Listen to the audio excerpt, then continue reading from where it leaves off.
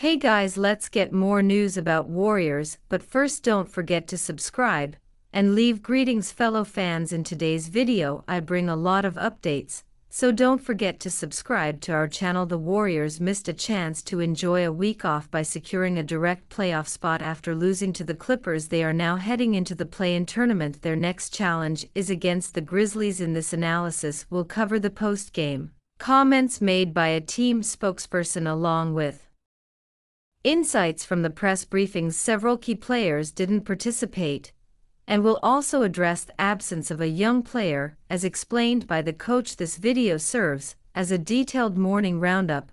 Although my usual background is missing, I recently moved into a new apartment here in Nebraska, and I'm still getting everything in order. You might notice the microphone is already set up, which is a good sign, but it'll take a few more days for everything to be fully back to normal. You can see the sign behind me. Regardless of the changes, our coverage of the Warriors remains uninterrupted. Let's now take a look at the upcoming schedule. On Tuesday, at 7:30 p.m. Eastern Time, the Hawks will face the Magic, and at the same time the Warriors will host the Grizzlies. On Wednesday, at 10 p.m. the play-in matchups will include the Heat vs. Bulls and the Mavericks vs. Kings. The teams that lose those games will then face each other for one last chance to progress, playing again on Friday. Ultimately, the final play-in games will be held on Sunday. The Warriors are guaranteed at least 2 home games. If they can't secure a win against Memphis, they'll face the winner of the Kings vs. Mavericks. Failing to win at least one of these games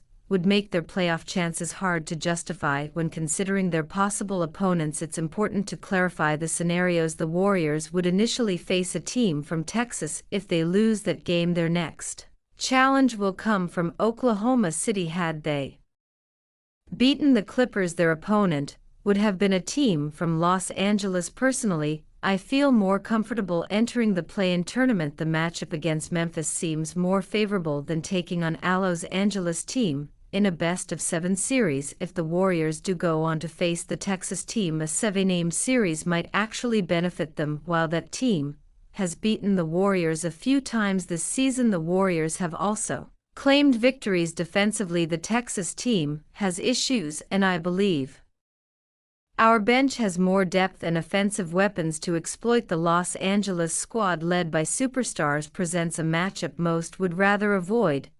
And if we end up against Oklahoma City, it's worth noting they've held the top seed 2 years in a row. Even though we beat them earlier this season, I'm not sure our veterans can take them down in a 7-game stretch without momentum. One of our young players was affected by the decision not to play against the Clippers. However, that didn't stop him from staying behind after practice and putting in extra shots at the facility. That kind of determination shows strong character and is exactly what a coach wants to see. No sulking, no complaining, just proving you deserve your spot. He wasn't part of the rotation in the first quarter, and though it wasn't guaranteed he wouldn't play at all, that's how it turned out. Meanwhile, other players made appearances and some didn't. One player contributed, while others had their moments, but ultimately the young player didn't get shot. Since Jimmy joined the team, we've developed a lineup we feel confident in. Quinten Post played his role. Santos didn't. He and Looney got some minutes,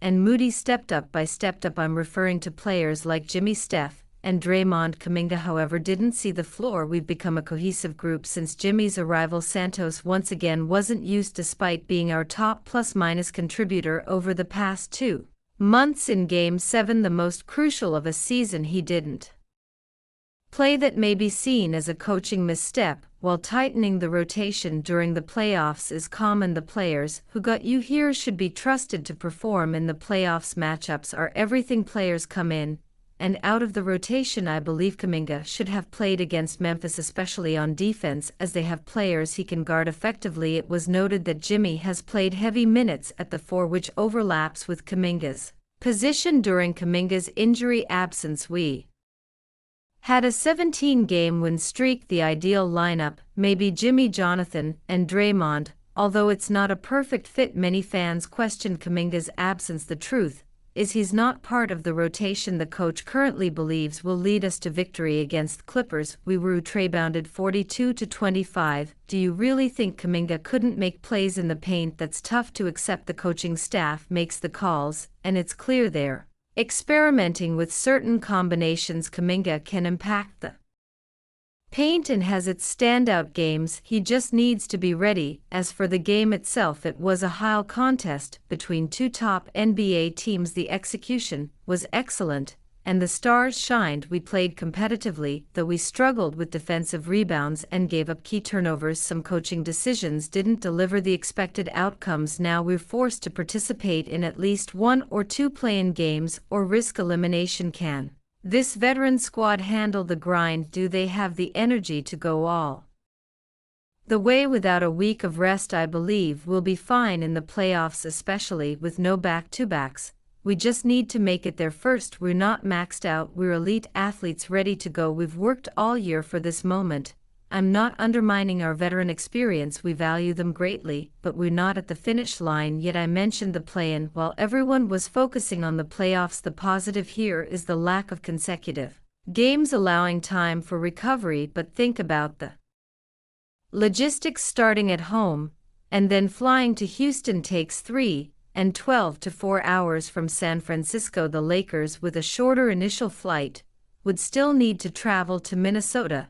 If they win, other destinations like Oklahoma City or Denver also pose challenges, especially with altitude. Travel to the East Coast may come later depending on matchups. When it comes to playing confidence, playoff Jimmy changes everything. That's exactly why he was signed to step up in critical moments. We saw that against the Clippers, where he dominated late in the game. It's essential to ignore minor distractions and focus on the game itself. Having a player of his caliber brings peace of mind. That was the logic behind his acquisition. His impact was undeniable, especially in the first and second quarters, scoring his highest total since joining the team. However, that level of play must become consistent. It felt like he saved his energy for this game. A veteran also made a comment about a younger teammate, reminding us that rookies must always be prepared. Sometimes that means playing, sometimes not. Today wasn't the young player's day, but he must be ready when his moment arrives. That's why he was warming up. The team even joked about being a legitimate playoff contender now that Jimmy is on board, saying the postseason journey starts now. Before we continue, make sure to leave a like and subscribe to the channel so you won't miss any exclusive Dubs updates. Let's keep going. In the world of NBA rumors, few topics have sparked as much intrigue as the latest buzz surrounding Kevin Durant's potential return to the Golden State Warriors. While the idea of one of the greatest basketball players of all time rejoining a team that he helped lead to 2 NBA championships seems almost too good to be true, the whispers are getting louder, and the speculation is hard to ignore. What does this mean for the Warriors? Could Durant, the former Finals MVP, once again light up the Bay Area? Let's dive into the tantalizing possibility that has fans on the edge of their seats. Durant's time with the Warriors from 2016 to 2019 was nothing short of historic. After leaving Oklahoma City, Durant's decision to sign with Golden State sent shockwaves through the NBA. His partnership with Stephen Curry, Klay Thompson, and Draymond Green proved to be a winning formula, resulting in 2 consecutive championships and back-to-back Finals MVP awards. Durant's scoring ability, versatility, and unselfishness fit seamlessly with the Warriors' style of play, making them an unstoppable force.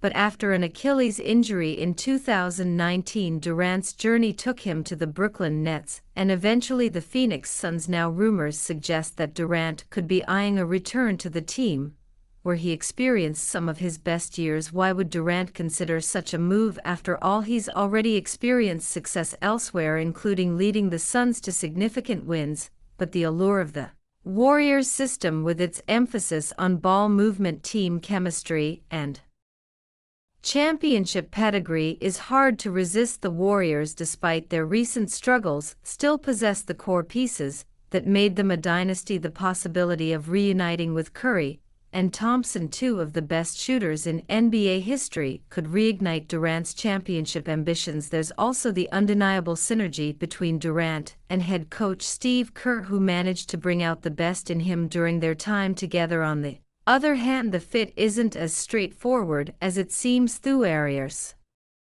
salary cap situation could pose a challenge, and Durant would likely need to take a pay cut if he were to join Golden State again. Additionally, questions remain about how Durant would mesh with the Warriors' current roster, particularly with the development of younger players like Jordan P. and Jonathan Kuminga. Could Durant take on a lesser role to fit into the Warriors' dynamic, or would the team system need to be adjusted to accommodate his style of play? These are questions that only time will answer. The real excitement, however, lies in the potential